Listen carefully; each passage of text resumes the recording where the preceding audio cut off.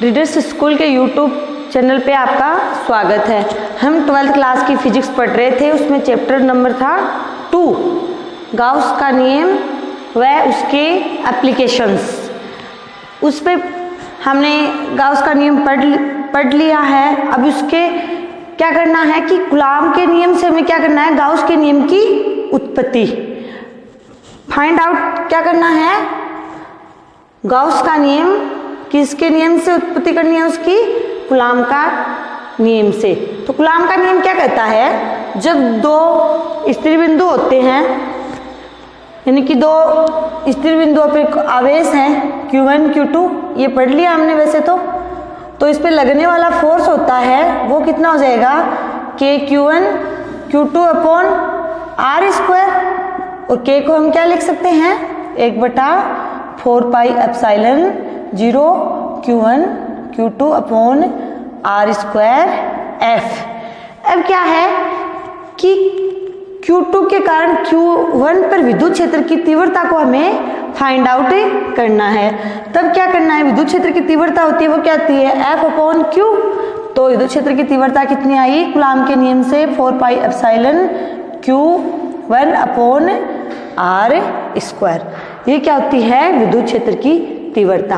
अब कूलॉम के लॉज को यूज करते हुए हमें गाउस के लॉज को फाइंड आउट करना है। इसके लिए हम क्या करते हैं, कोई आवेश मानते हैं धनात्मक, और उस धनात्मक आवेश क्या कहता है, कूलॉम का गाउस का नियम क्या कहता है, जब फाई का मान फाइंड आउट करते हैं तब एक काल्पनिक बंद पृष्ठ की कल्पना करते हैं। और वो काल्पनिक जो बंद पृष्ठ होता है वो क्या होना चाहिए, त्रिविमीय 3 डायरेक्शन में होना चाहिए। यानी कि या तो वो बेलनाकार आकृति है, बेलन, या फिर घनाकार है, घन, घनाभाकार, या फिर ठोस गोला।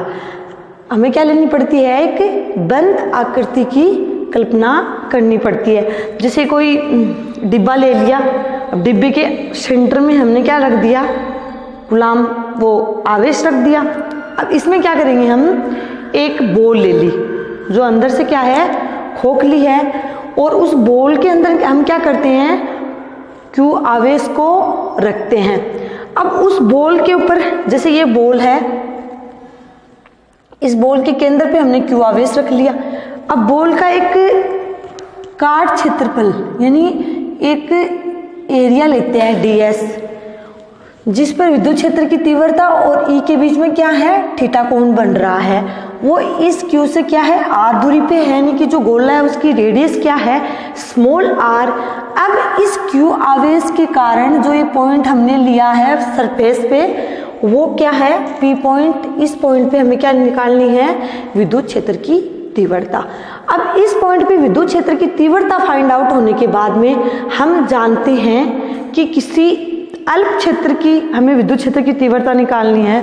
फिर अगर संपूर्ण की निकालनी हो तो हम उसका क्या कर देते हैं, सभी पार्टों को क्या करते हैं, जोड़ देते हैं। जोड़ने के लिए क्या होता है, समाकलन किया जाता है, यानी कि उसे हमें समाकलित करना होगा।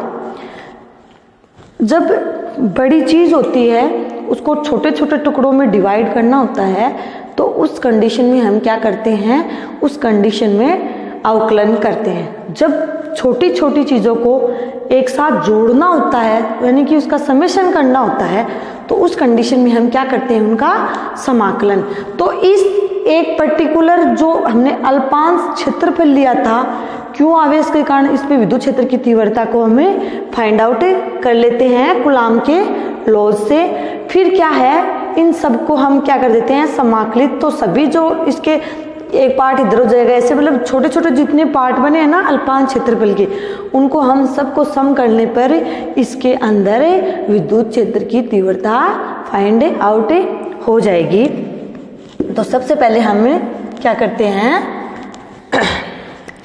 देखते हैं, एक काल्पनिक बंद पृष्ठ है जिसपे Q आवेश सेंटर पे रखा हुआ है, और इससे R दूरी पे क्या करते हैं, हम एक अल्पांश क्षेत्र लेते हैं और इसकी विद्युत क्षेत्र की तीव्रता इसके साथ क्या बनाती है, थीटा कोण, क्योंकि फाई बराबर क्या होता है, ई डी एस, या फिर फाई बराबर क्या लिख सकते हैं,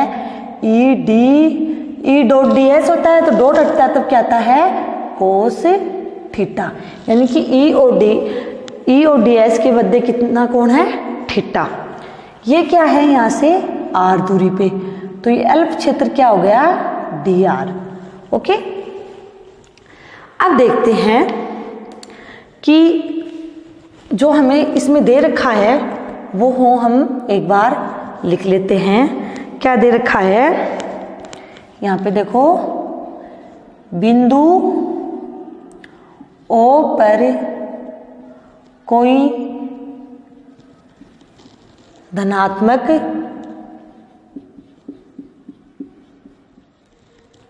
आवेश क्यों रखा हुआ है।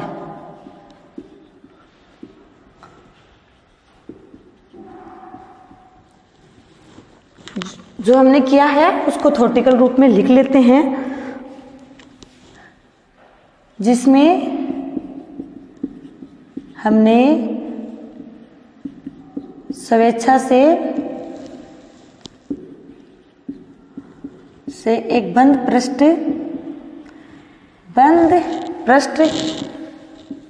या फिर अंदर क्या बोल सकते हैं, गोले की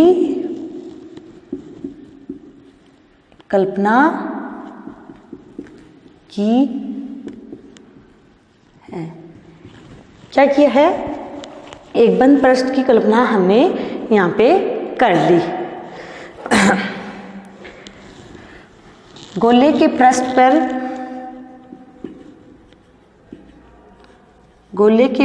पर या फिर सरफेस पे अल्पांश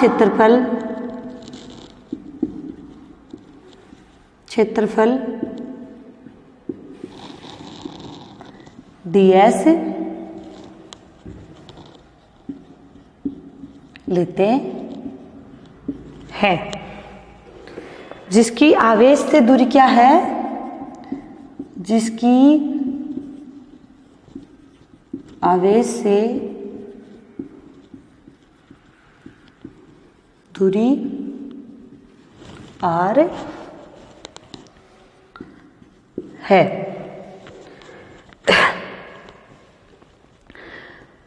आवेश से दूरी क्या है, r है, और यहाँ पे हमें क्या निकालनी है, जहाँ पर विद्युत क्षेत्र की तीव्रता को फाइंड आउट करना है, किसके नियम से, कूलाम के नियम से, जहाँ पर विद्युत क्षेत्र की तीव्रता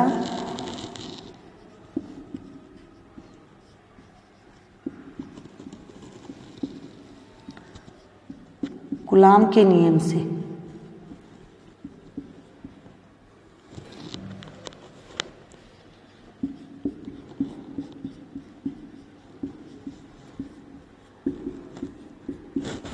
वो क्या हो जाएगी,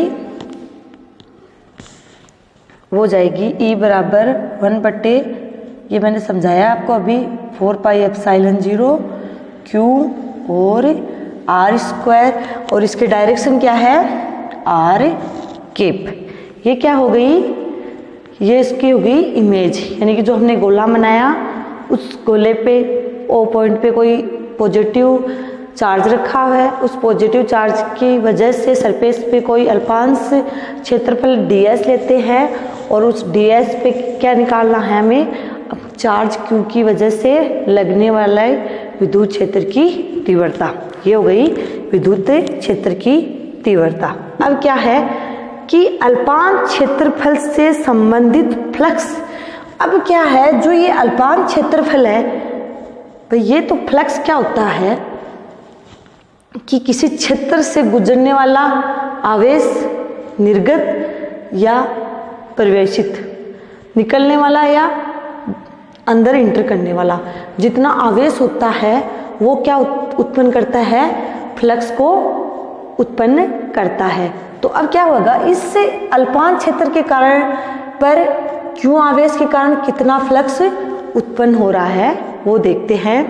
इसको एक बार हटा दें, हम नोट कर लिया होगा, हटा देते हैं।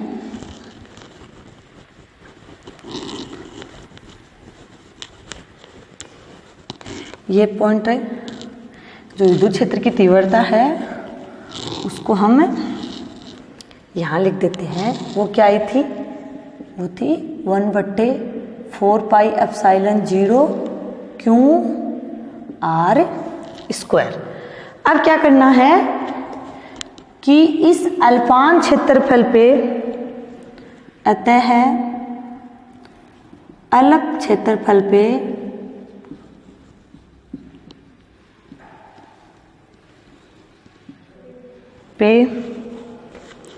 या अल्पा क्षेत्रफल से संबंध विद्युत फ्लक्स, वो क्या हो जाएगा, डी फाई बराबर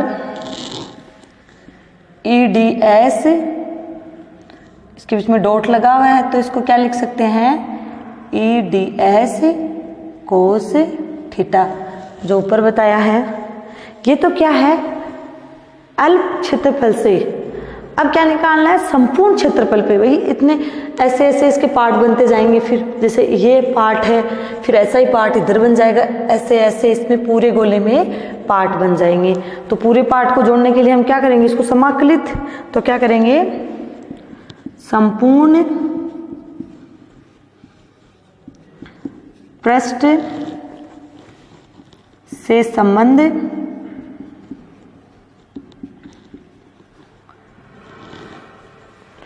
कुल विद्युत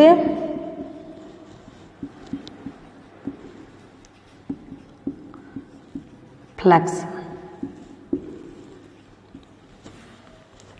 वो क्या हो जाएगा, समाकलित डी फाई समाकलित E D s cos theta. तो ये इससे डी हट जाएगा तो ये आ जाएगा पूरे संपूर्ण एरिया का है, तो ये E D s cos theta, ये चीज हो गई। अब इसको हम इक्वेशन क्या दे देंगे, फर्स्ट, और इसको इक्वेशन सेकंड। अब क्या करेंगे, using equation 1 in equation 2, using equation 1 in equation 2, यानी कि इक्वेशन 1 का यूज करते हैं 2 में, यानी कि ई का मान हम क्या करते हैं, इसमें लिखते हैं। तो क्या आ जाएगा, फाई बराबर ये आ जाएगा एस, ई का मान क्या है 1/4 pi epsilon 0 Q R square D s cos theta.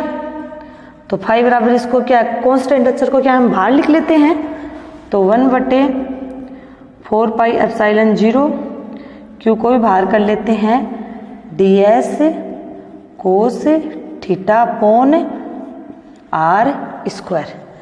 अब एक चीज देखो, आप अलग से यहां बता रही हूं, हमें पता है कोई सर्कल होता है,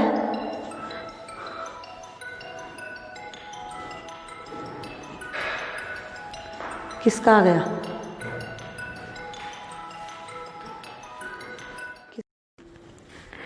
थीटा बराबर 4/3। अब ये घनकोण है, तब क्या हो जाएगा, थीटा बराबर ये हो जाएगा डी एस कोस थीटा और आर स्क्वायर, क्योंकि ये इसका क्या है, चाप है, कितना हो जाएगा डी एस कोस थीटा, और ये आर ठोस आकृति है, तब क्या आएगा, क्षेत्रफल। तो ये क्या है, घनकोण, जिसको हम क्या लिख सकते हैं, डी थीटा। अब डी थीटा होता है, अब डी थीटा, इसको यानी थीटा तो हमने पहले ही ले रखा है, तो इसको लिख सकते हैं डी रोय। क्या लिख सकते हैं, डी रोय। अब देखते हैं कि ये डी रो एक घन कोण के अंदर है, घन है ये, तो इसके अंदर पूरा कितना कोण बनता है, 4 पाई। जैसे सर्कल होता है, सर्कल में तो 2 पाई होता है, और घनकोण में पूरा कोण कितने का होता है? 4 पाई। तो ये अपने पास कितना आता है? 4 पाई। अब क्या है, मैं इसको यहां से हटा रही हूं।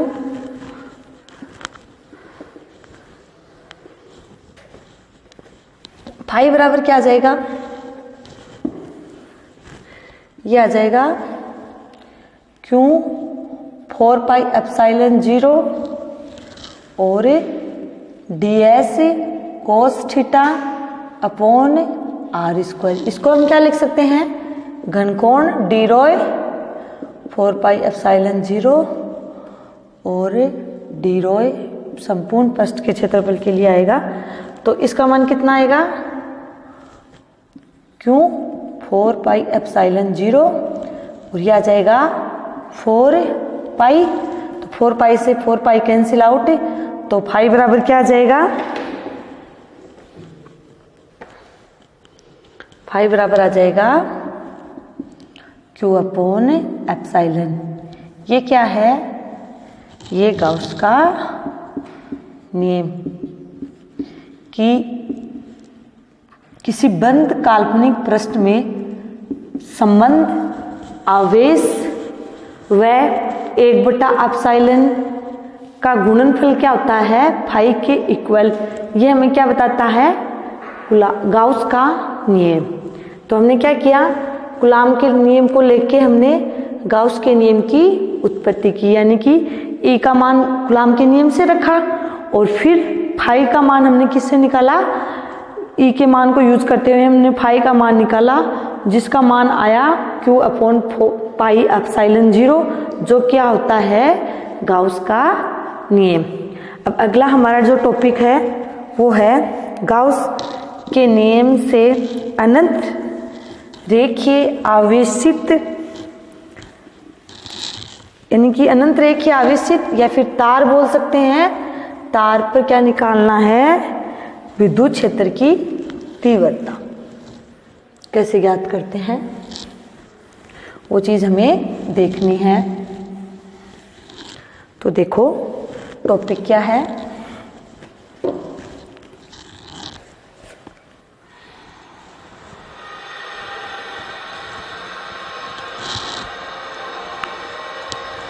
गाउस के नियम से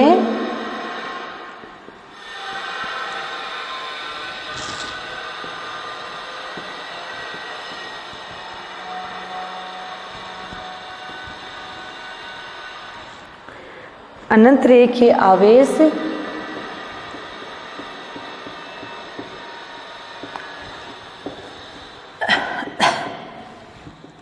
अनंत रेखीय आवेश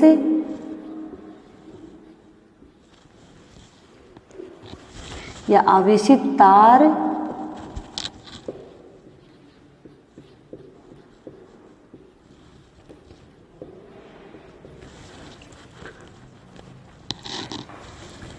के कारण विद्युत क्षेत्र की तीव्रता।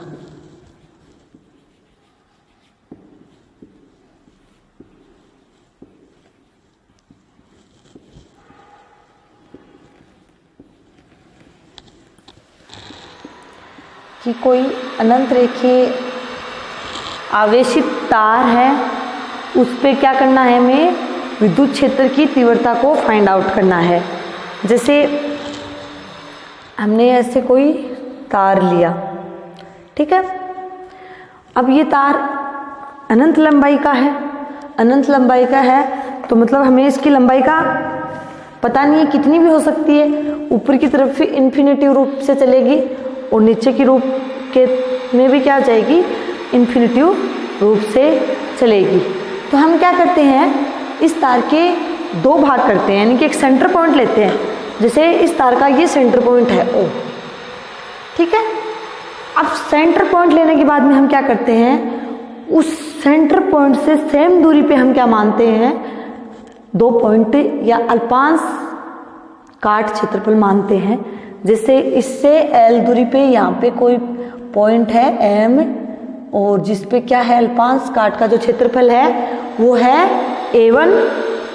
और वैसे ही हम क्या करते हैं, दूसरा पॉइंट लेते हैं, वो लेते हैं L दूरी पे N, और उसका जो अल्पांश क्षेत्रफल है वो क्या है, A2। अब हमें सेंटर से क्या है, R दूरी पे कोई पॉइंट है P, जिस पे क्या फाइंड आउट करनी है, विद्युत क्षेत्र की तीव्रता। अब ये चीजें हमने देखी है कि किसी एक अल्पांश एरिया के कारण हम इस P पॉइंट पर विद्युत क्षेत्र की तीव्रता निकाल लेंगे। तो ऐसे ऐसे इस अनंत रेखीय आवेशित तार को हम छोटे छोटे पार्टों में यानी कि अल्पांश क्षेत्रफल में डिवाइड कर लेंगे, और सबके कारण जो विद्युत क्षेत्र की तीव्रता आएगी उसको हम सम कर लेंगे। तो अब क्या करते हैं, पहले इस अल्पांश के कारण व इस अल्पांश के कारण विद्युत क्षेत्र की तीव्रता देखते हैं। तो देखो, ये है इससे दूरी, ये x हो गई, ठीक है, और इससे ये दूरी, ये भी x हो गई। अब इसमें क्या विद्युत क्षेत्र अल्पांश क्षेत्र के कारण है, तो dE1 हो गई, ये इधर हो गई, और ये dE2, ठीक है। ये तार सममित हो गया, क्यों हो गया, क्योंकि ये अनंत रेखीय है, आवेशित है, और हमने इसको क्या कर लिया, सेंटर से दो भागों में डिवाइड कर लिया। यानी कि वैसे ही हो गया जैसे कोई सर्कल है, उसको हम व्यास से मोड़ देते हैं तो वह एक दूसरे पे क्या हो जाता है, अध्यारोपित। तब उस कंडीशन में क्या है, सर्कल एक क्या करता है, सममितता का सिद्धांत का पालन करता है। वैसे ही ये तार भी क्या होगा, जैसे इसको इधर से हमने इधर मोड़ दिया तो क्या है, वो एक दूसरे पे क्या हो जाएंगे, अध्यारोपित। यानी कि इस पे कोई ये पॉइंट है जिसके कारण विद्युत क्षेत्र की तीव्रता आएगी, उतनी इस पॉइंट के कारण आएगी, ओनली उसकी डायरेक्शन का डिफरेंट होगा। अब देखो, हम एक चीज जानते हैं कि ए के हमें घटक करने हैं, ये क्या है, एक्सिस से थीटा कोण बना रहा है, तो इसको हम कर सकते हैं ए कॉस थीटा और ए साइन थीटा। तो ये क्या हो जाएगी, dE2 कॉस थीटा, और ये हो गई dE1 साइन थीटा।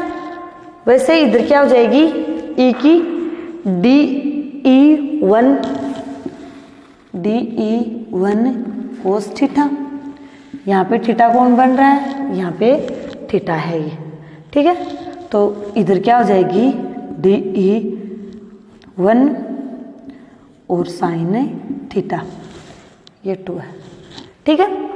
अब हम देखते हैं जो विद्युत क्षेत्र की तीव्रता थी, उसके जो घटक आ रहे हैं, उसके कोस घटक है ना, वो तो क्या है, एक डायरेक्शन में ही है, सब क्या एक्स एक्सिस पे है, बट उसके जो साइन घटक आ रहे हैं वो एक दूसरे से क्या है, विपरीत है। तो इस कंडीशन में क्या हो जाएगा, मैंने ये कहा कि इस अल्पांश के कारण जितनी विद्युत क्षेत्र की तीव्रता है वो परिणाम में तो समान होगी, परंतु उसकी जो डायरेक्शन है वो डिफरेंट होगी। जैसे इसके कारण जो विद्युत क्षेत्र की तीव्रता है E21, उसका परिणाम और dE1 उसका परिणाम क्या होगा, इक्वल होगा, बट dE2 उसकी डायरेक्शन क्या है, इधर, और dE1 इसकी डायरेक्शन है इधर, क्योंकि हमने जो अल्पांश एरिया लिया है वो इक्वल है।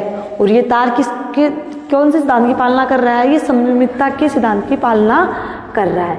तो उस कंडीशन में क्या आएगा कि dE2 sine theta dE1 sine theta, ये एक दूसरे को क्या कर देंगे, कैंसिल आउट, क्योंकि एक दूसरे से क्या है, ऑपोजिट साइड में।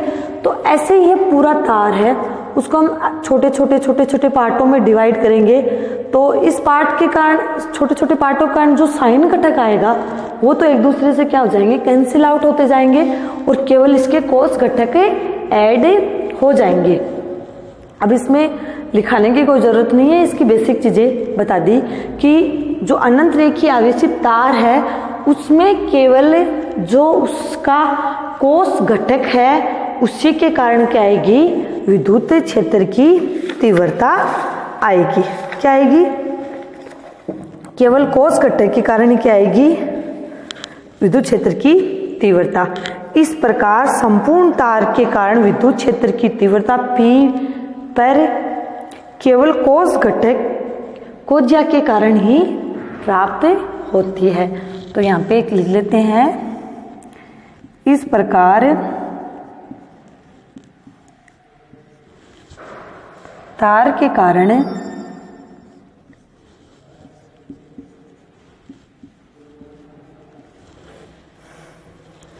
विद्युत क्षेत्र की तीव्रता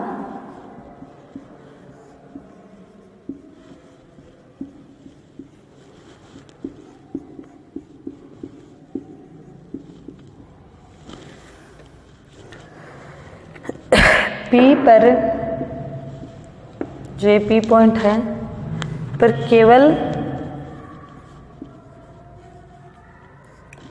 कोस घटक के कारण ही, या कोस घटक, या फिर क्या लिख सकते हैं, कोज्या के कारण ही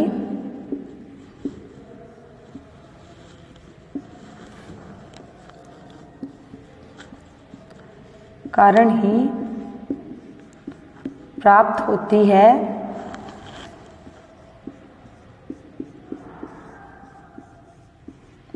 साइन घटक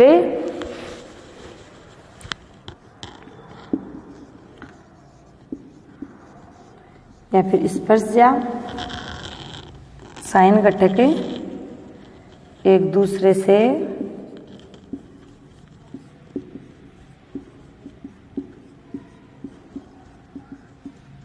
कट जाते हैं या कैंसिल आउट हो जाते हैं।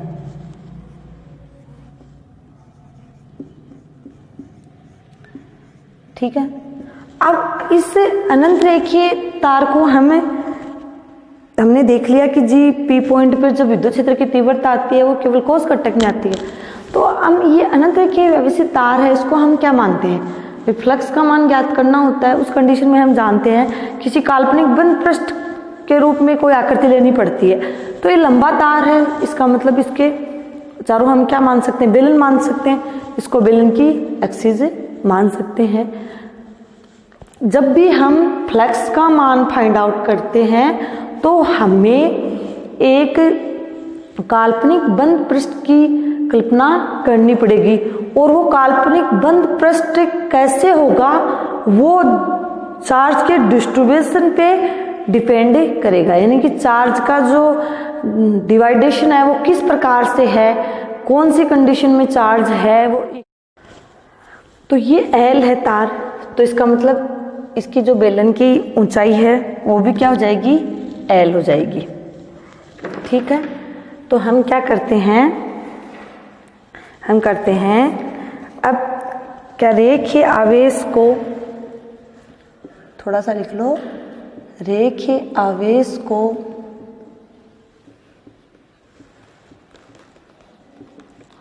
हम बेलन की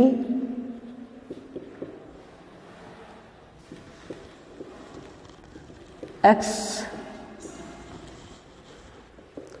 मानते हुए एक काल्पनिक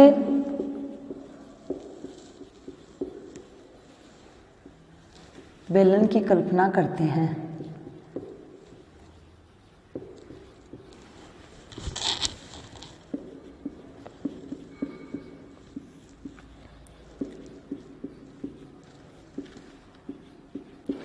कि भाई एक अनंत रेखीय आवेशित तार था, उसको हमने क्या किया, एक बेलन की क्या मान ली, एक्सिस मान ली, और एक काल्पनिक बंद पृष्ठ की कल्पना कर ली। अब हम जानते हैं कि कोई रेखा होती है और उस पर क्यू आवेश डिस्ट्रीब्यूट होता है और उसका रेखिक आवेश घनत्व क्या हो, लैम्बडा हो, तो क्या आता है, और इसकी तार की लंबाई क्या है, L है। तो यहाँ पे रेखिक आवेश घनत्व क्या होता है, Q/L। तो इससे बंद पृष्ठ से जो आवेश हो जाएगा वो क्या हो जाएगा, लेमड़ा कैपिटल एल। इसका मतलब है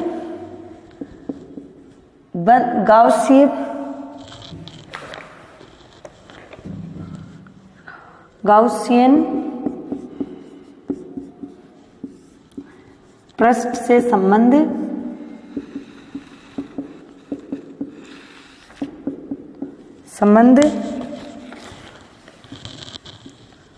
कुल आवेश वो कितना आ जाएगा, वो हमारे पास आ जाएगा Q बराबर लेमड़ा एल। इस बेलन से जो संबंध आवेश है वो क्या आ जाएगा, लेमड़ा एल। अब हमें पता है फाई बराबर क्या होता है, ई डी एस, या फिर ई डी एस। फाई को हम कूलाम के लॉ से क्या लिख सकते हैं, वो लिख सकते हैं Q एप्सिलॉन 0। तो हम क्या कर सकते हैं, ई डी एस बराबर क्या लिख सकते हैं, इक्वेशन 1 और equation 2, using equation 1 in equation 2। Equation 1 को 2 में यूज करते हुए यानी कि Q का मान हम लिखते हैं तो वो कितना आ जाएगा, वो हमारे पास आ जाएगा Q का मान रखा यानी कि लेमड़ा एल अपॉन एप्सिलॉन। ये क्या बन गई हमारे पास, थर्ड इक्वेशन। यानी कि Q का मान हमने कूलाम के नियम में रख के EDS के बराबर इसको लिख लिया, क्योंकि फाई बराबर क्या होता है, Q अपॉन एप्सिलॉन 0 भी होता है और फाई बराबर EDS भी होता है। अब ये इक्वेशन थर्ड बन गई हमारे पास। अब आगे देखो कि EDS का मान हम कैसे निकालें। यहां तक ये इक्वेशन रख लो बस आप।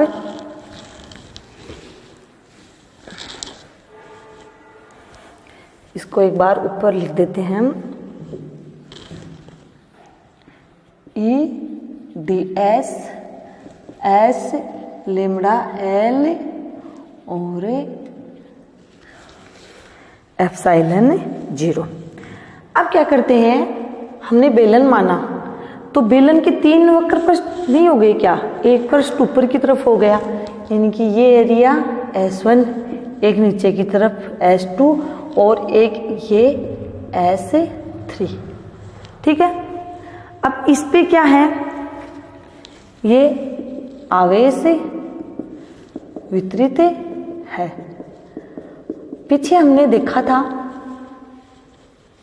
अलग से कि एक रेखा ली थी, उसमें केवल हमारे पास कोस घटक के कारण ही P पर तो विद्युत क्षेत्र की तीव्रता आई थी, वो केवल क्या थी, कोस घटक के कारण थी। जो उसके साइन घटक क्या हो जाएंगे, कैंसिल आउट हो जाएंगे। इसका मीन्स यहाँ पे जो एक P पॉइंट ले लेते हैं, इस पे ये वाला P पॉइंट लिया था तो इस पे जो आई थी DE कोस थीटा, ये S3 है। यानी कि विद्युत क्षेत्र की तीव्रता क्या आई थी, DE कोस थीटा। और एक चीज बताना भूल गई कि इसकी जो बेलन की जो त्रिज्या है वो R है और इसकी ऊंचाई क्या है, वो है कैपिटल L। और पीछे हमने देखा कि अनंत रेखीय आवेशित तार के कारण जो विद्युत क्षेत्र की तीव्रता आती है वो केवल कोस घटक के कारण आती है, क्योंकि साइन घटक एक दूसरे से कैंसिल आउट हो जाते हैं। अब तीनों काट क्षेत्रफल के कारण विद्युत क्षेत्र की तीव्रता देखते हैं। इसको हमने इक्वेशन क्या दिया था, थर्ड दिया था। तो आप क्या लिखेंगे, अनंत विस्तारित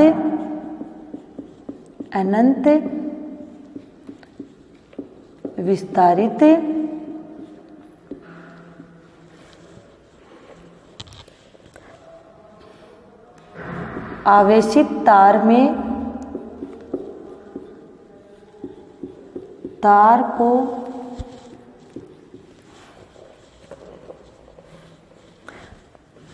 तार में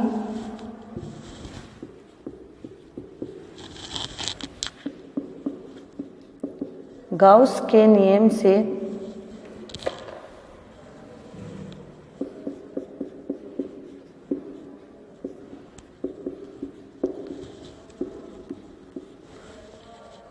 माध्यम से बेलनाकार पृष्ठ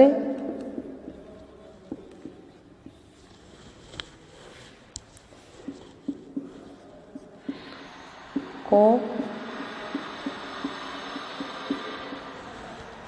जो अनंत विस्तारित तार है में गाउस के नियम से हम जो बेलनाकार पृष्ठ को है मानना है, जो काल्पनिक पृष्ठ 3 भागों में बांट सकते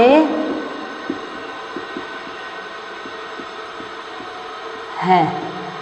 इसको कितने भागों में बांट सकते हैं? इनको हम 3 भागों में बांट सकते हैं।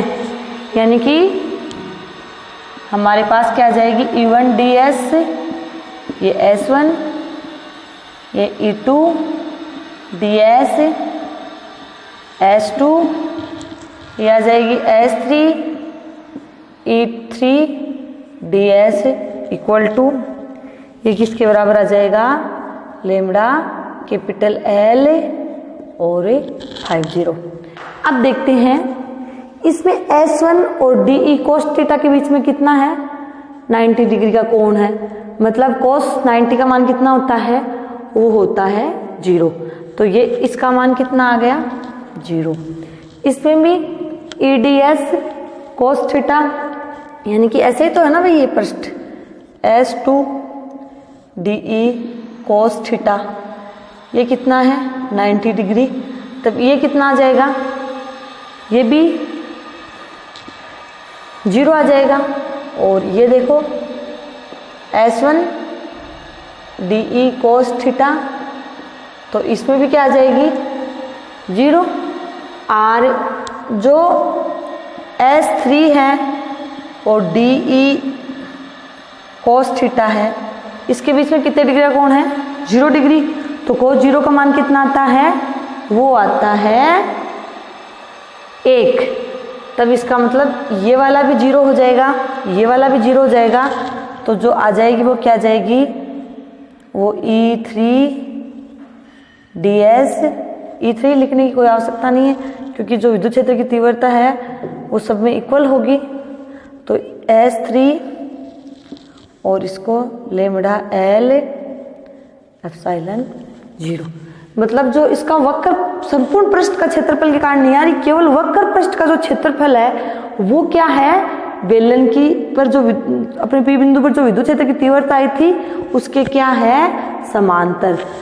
यानी कि जो हमारे पास संपूर्ण पृष्ठ यानी कि 2 वर्त थे उसके कारण जो विद्युत क्षेत्र की तीव्रता है वो तो 0 आ रही है, केवल हमें क्या लिखना है, वक्र पृष्ठ का क्षेत्रफल। तो बेलन के वक्र पृष्ठ का क्षेत्रफल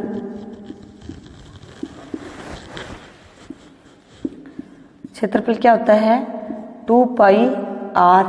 और उसकी ऊंचाई, तो ऊंचाई हमने क्या मान रखी है, L। तो यहाँ पे क्या हो जाएगा, ये हो जाएगा E 2 पाई r कैपिटल L और लेमड़ा L एप्सिलॉन 0। तो हम क्या कर सकते हैं, यहाँ से L को L से कैंसिल आउट कर सकते हैं। अब यहाँ लिखते हैं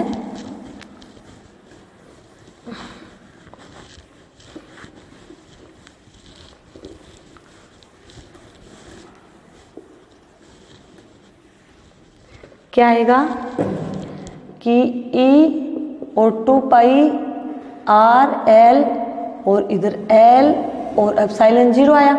तो L से L कैंसिल आउट, ये इधर चले जाएंगे।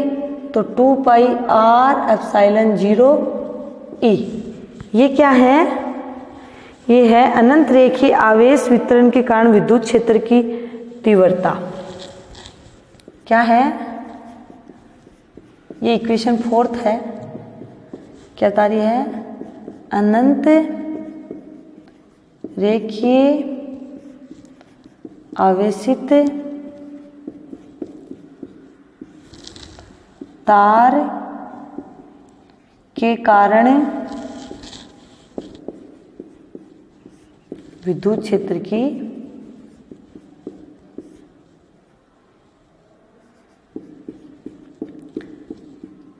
तीव्रता क्या है, E बराबर 4 पाई, E बराबर 2 पाई R एप्सिलॉन 0। ठीक है, अब देखते हैं जो विद्युत क्षेत्र की तीव्रता है उसकी निर्भरता किस किस पे है। वो है, एक तो है रैखिक आवेश घनत्व लैम्ब्डा, और एक है दूरी R जो उसकी रेडियस मानी थी हमने, और या P पॉइंट की दूरी मानी थी, और तीसरी चीज है एप्सिलॉन 0। यानी कि क्या लिख सकते हैं, अनंत आवेशित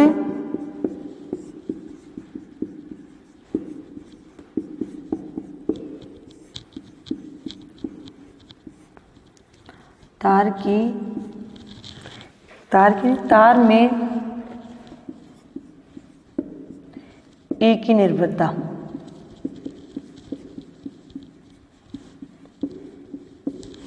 वो क्या है, एप्सिलॉन के तो क्या प्रोपोर्शनल है, और दूरी के क्या इनवर्स प्रोपोर्शनल है। ये क्या है, लैम्ब्डा और R के बीच में संबंध को बताती है। तो हम इसके बाद में ग्राफ बना लेते हैं। तो पहला हम देखते हैं E व रैखिक आवेश घनत्व लैम्ब्डा के बीच में ग्राफ। तो पहला क्या है, E व लैम्ब्डा के मध्य ग्राफ।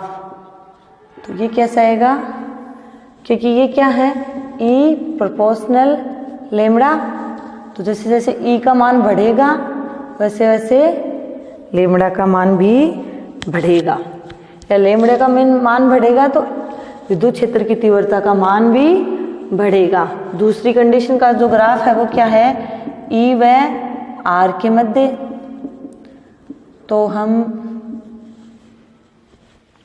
E व 1/R के मध्य लिखेंगे। तो E व R 1/R के मध्य भी क्या हो जाएगा कि भाई 1/R के टर्म में तो क्या होगा, बढ़ेगा ही। तो ये क्या हो जाएगा, जब E का R का मान बढ़ेगा तब क्या होगा, E का मान घटेगा। जब R का मान बढ़ेगा तब E का मान घटेगा। या फिर E व R के मध्य लिखते हैं, तब क्या आएगा, ये आएगा E और R। तो क्या है, बट किसी भी पॉइंट पे वो उसका मान क्या नहीं होगा, 0 नहीं होगा।